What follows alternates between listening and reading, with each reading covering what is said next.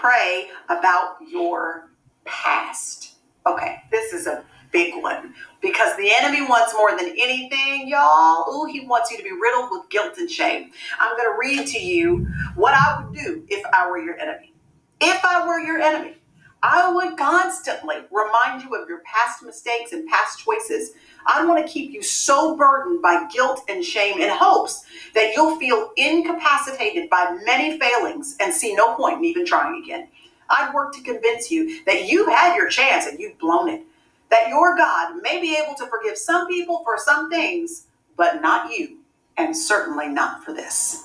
That is the scheme of the enemy. See, to me, it changes everything when I find out what he's scheming. When I realize that it's not just a problem that I'm having in my life, but I realize it's an enemy who is behind the scenes scheming to make sure that I don't have victory and that I don't have peace and that I don't have joy. Man, that changes everything, and it makes me want to go to battle for my sense of peace of mind and peace of heart. That's what we're going to do this week. We're going to go to battle together to make sure that shame and guilt is lifted off of your life. Okay, Jerry and I had this bed that was actually passed down to us from a friend. It was given to us maybe 7 years ago. So it was an old bed, but it was a good sturdy bed. We have used that for the past 7 years. But it finally just gave out. It broke. One of the legs underneath it gave out and broke. And so we needed to get a new one. Now, what you need to know about our old bed is that the bed was really high off the ground. So we didn't need box springs underneath the mattress. We just had a mattress right on top of the slats because the bed was already high. But the new bed that we ordered was a very low bed.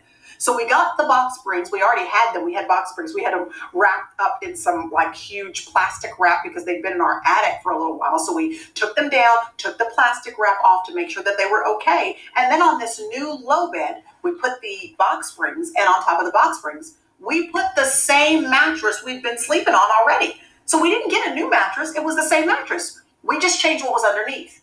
Can I tell you, for the first month of sleeping in this new bed, same mattress, but new bed frame with the box springs underneath, for the first month, I had backaches. I couldn't sleep well. I couldn't find a comfortable position. Everything felt completely uneasy. I was sleeping better in the hotels that we would go and have to stay in when we were traveling for ministry. I was sleeping better in those hotels than I was at home.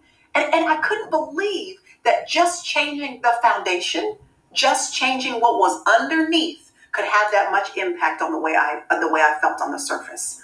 Man, I thought about that in regards to our past.